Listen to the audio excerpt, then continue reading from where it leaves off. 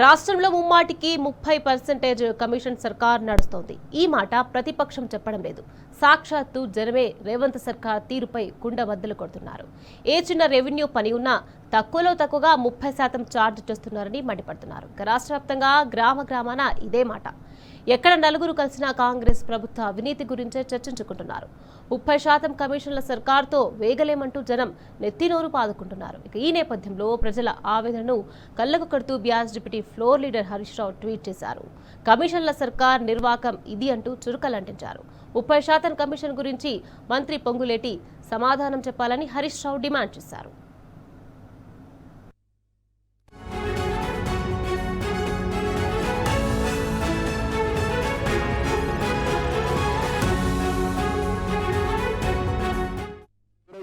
False case పెట్టి వాళ్ళు ఎవరెవరు తెలియదు. వాళ్ళు వస్తే మాత్రం వాళ్ళ ఏజెంట్లకు డైరెక్ట్ అప్రూవల్ దొరుకుతుంది కలెక్టర్ని కలవడానికి.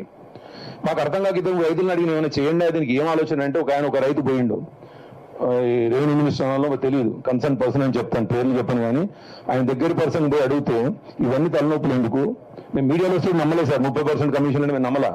క్లియర్గా ఫస్ట్ హ్యాండ్ ఇన్ఫర్మేషన్ నాకు దొరికింది. రెవెన్యూ మినిస్టర్ దగ్గర తీసుకెళ్తాము, ఇంకెవరో కన్సర్న్ పర్సన్ దగ్గర తీసుకెళ్తాను, 30% నీ ల్యాండ్ వదిలేసే వాళ్ళకు నీకు 100% అయిపోతుంది. 2 రోజులు కష్టపడతావు, నువ్వు 6,000కి వచ్చినావు, మా ఇంటికి 5,000 పోతావు. నీ పిల్లలు పోతారా కోర్టుకి, నీ పిల్లలు తిరుగుతారా, ఎందుకు టెన్షన్? ఇది ఇచ్చేసేయండి 30%, మీరు వ్యవసాయం చేయండి, మిగతా ల్యాండ్ మీరు డెవలప్ చేసుకోండి, అన్ని పైసలు అవుతాయి మీకు డెవలప్మెంట్. మీకు అర్థమవుతలేదు, అనవసరంగా పిచ్చి పనులు చేస్తున్నారు. మీరు 5 ఏళ్ళ నుంచి ఇటు తిరుగుతున్నారు, కోర్టులోకి పోతున్నారు, వేస్ట్. ఇది ఊరికి డైరెక్ట్ మీరు 30% ఇవ్వండి, మీ ల్యాండ్ వితిన్ 1 వీక్ మీ పేరు అవుతుంది, ఆర్ వితిన్ 1 మంత్ లో మీ పేరు అవుతుంది. హ్యాపీగా డెవలప్మెంట్ చేసుకోండి అక్కడ నుంచి. ఇది పరిస్థితి.